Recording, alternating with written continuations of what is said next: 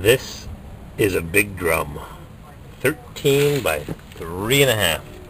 And I just got off the phone with Spiked Punk, cleaned up all the dust and oil, and he told me how to take the drums off a 1-ton full floater axle. I never knew how to do it.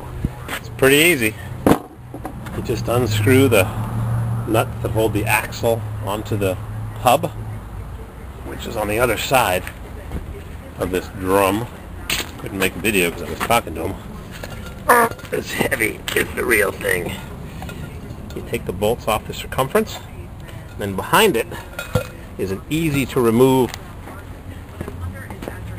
internal, let's see, internal contracting or external expanding. There's a little C-clip.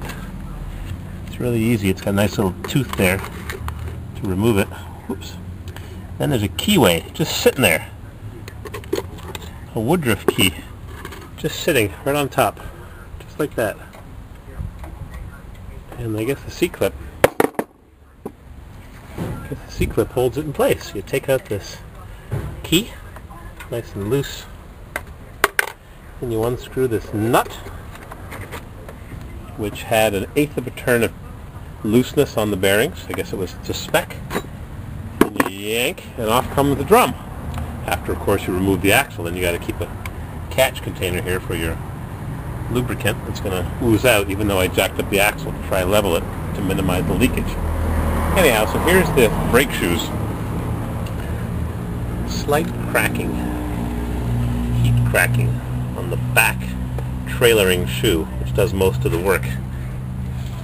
What happens on brakes, they're called self-energizing, and they turn clockwise as you apply the brakes, and this one pushes that one, and that one does most of the work. So there's always more material on that one, thicker, and sometimes it goes further around the backing plate. In this case, there's not much extra material, extra 1/2 inch up there compared to that one. In any case, they're about half worn, kind of, sort of. And I called around to all the different auto parts in town, and it ranges from $30 to $110. Big difference in price. And the emergency cable is $30 to $40, and nobody has it in stock. Nobody. I called 6 auto parts stores, and it's seized. The reason I know it's seized is because it doesn't work.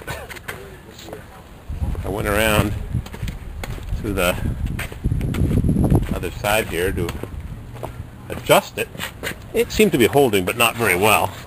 And I had it adjusted, so I've undone it now from the clip in the front, which is a little safety clip here.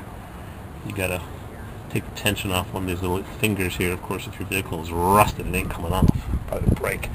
And no matter how hard I pulled on this thing or pushed with my foot, it wouldn't budge. Whereas the right one, of course I can't imitate that right now. Let's see if I can pull it. Come on.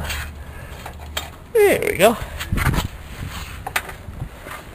Wrap the cable around my hand and see? I can pull it. Listen. That one works. But the other one, make sure I got my cables. Yep. The other one that has the adjuster on it, this one just goes into the catcher bracket. The other one doesn't work. Seized. It's not rusted. It's probably rusted inside. Someone drop a carrot. So, I've got to put this thing back together or leave it in parts and pieces for the night, because nobody has the cable in stock. Some places can order it overnight. Some got to get it from a faraway warehouse, wherever that is. Lubed with fluid film. Rust. Maybe I'll put new seals on once I'm in the neighborhood. Don't want to have differential oil leaking on my brakes. New seal right there. Probably costs $1. Alrighty. Sun's already disappearing around the apartment building. I got a toilet to fix. Junk.